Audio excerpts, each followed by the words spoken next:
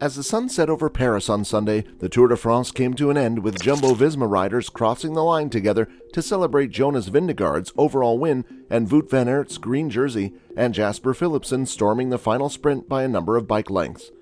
It's a near impossible task to condense 3 weeks of high-octane and at times highly emotional racing into a baker's dozen discrete moments, but here goes nothing. So hey viewers, welcome back to Cycling News Live. Today we are back with an amazing topic. Today we'll discuss some amazing highlights of the Tour de France 2022. Are you excited, guys? So without any ado, let's dive into the video, but before that, please hit the bell icon and subscribe to the channel to get every single update about the channel. Number 1. Fabio Jacobsen's maiden Tour stage win. The Dutch sprinter's long road to recovery after his horrific crash in 2020 was completed with his victory in the opening road stage to Nyborg, which put an end to any lingering controversy over Mark Cavendish's omission from Quick Tour Step squad and reminded us of Fabio Jacobsen's immense talent. The victory also put an end to any lingering controversy over Mark Cavendish's omission from Quick Tour Step squad. A day later, Jacobsen's countryman Dylan Groenewegen won the race to put an end to the unfortunate incident that occurred during the Tour de Pologne and had an impact on both riders in a variety of different ways. Number 2. Magnus Cort celebrating polka dots like a stage win. While far greater things were in store for Magnus Cort, the way he rose to the challenge and celebrated taking the calm points over each of the climbs in his native Denmark couldn't help but put a smile on the faces of even those B&B hotel riders he rode out of contention in Stage 2. Number 3. Van Aert's attack in Stage 4. After finishing second in all 3 stages in Denmark, Wout van Aert made amends with a stunning solo attack to win Stage 4 to Calais as soon as the race arrived in France. The entire Jumbo-Visma team went big guns on the Côte de Cap Blanc, drawing on their previous exploits in the opening stage of Paris-Nice to shred the peloton and launch Van Aert towards the win and yellow jersey. Number 4. Jumbo dismal on cobble stage. One day after their tactical masterclass in the Pas de Calais, Jumbo-Visma delivered a complete shocker on the cobblestone stage to Ehrenberg, a mechanical for Jonas Vingegaard, sparking a Benny Hill-style game of musical bikes as the Dane searched for a steed that fit him. All's well that ends well, but try telling that to Primoz Roglic, whose separate crash ended his chances of winning the overall. Number 5. Chaos on the Col de Galibier. If we all expected Stage 11 to have an impact on the battle for yellow, none of us could have predicted the unprecedented levels of drama that unfolded from 70 kilometers to the finish. A series of Jumbo-Visma attacks put Tadej Pogacar's yellow jersey under pressure, forcing the isolated Slovenian to chase down Roglic on several occasions. Pogacar took the bait and fought fire with fire, resulting in a barrage of attacks between him and his opponents. As a result, the defending champion arrived at the foot of the Col du Granon exhausted and ripe for the taking, and Vingegaard duly cracked the man we thought unbreakable. The expressions on Roglic and Sepp Kuss's face as they crossed the finish line to find their teammate in yellow said it all. Number 6. Tom Pidcock's zippy descent of the Galibier. Tom Pidcock of Great Britain used the same climb as a springboard for his outstanding win on Alpe d'Huez, which took place one day after the fireworks that took place on the Galibier. But there was one significant difference. His assault was on the same side of the climb as everyone else's, but it took place while they were going down at a breakneck speed.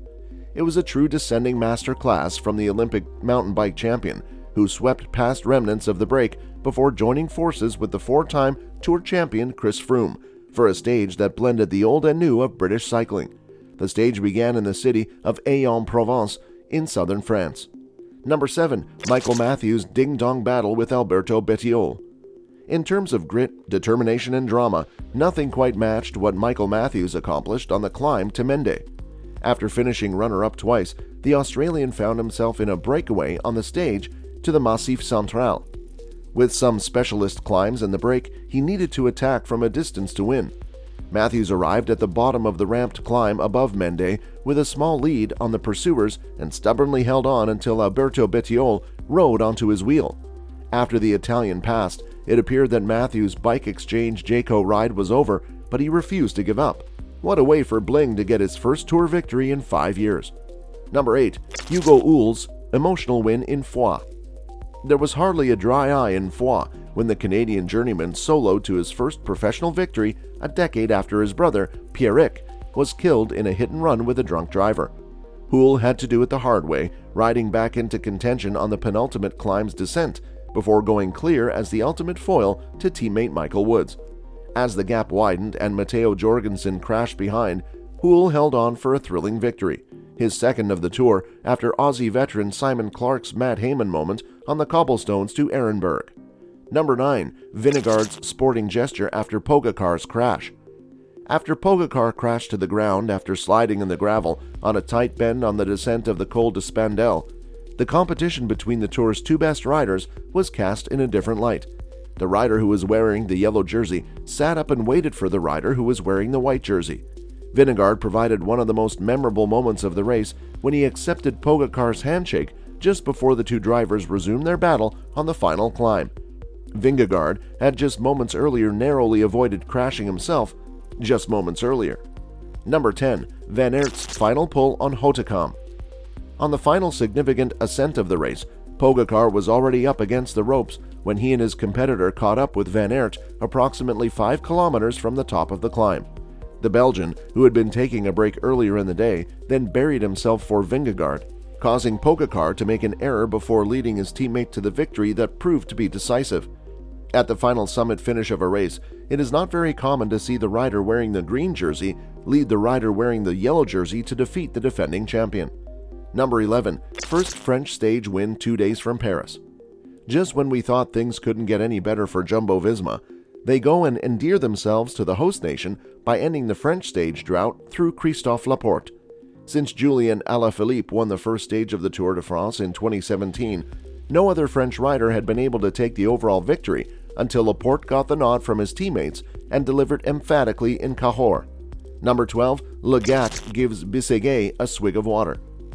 The time trial specialist, Stéphane Bisseguet, had a rough beginning to the Tour when he fell twice during the Copenhagen Race of Truth, which was a relatively short competition.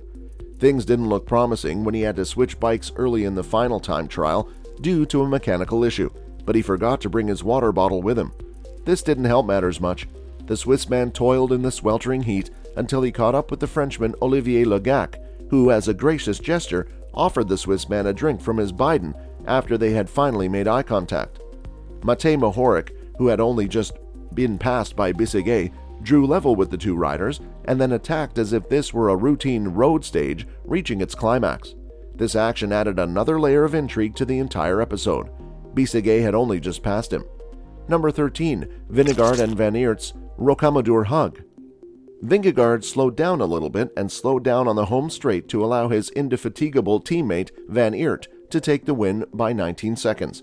After surviving a heart-in-mouth moment when overcooking a bend on the last descent of the time trial, Vingegaard eased up on the home straight to allow Van Aert to take the win. At the end of the race, a prolonged and affectionate embrace that was shared by both teammates said it all. So for now, we are at the end of the video, and I hope you enjoyed the video. If you did, then give this video a thumbs up and smash that subscribe button and press the bell icon so you will never miss any update. If you have any questions or queries in your mind, tell me in the comment box, and also check out our channel. You find really cool stuff.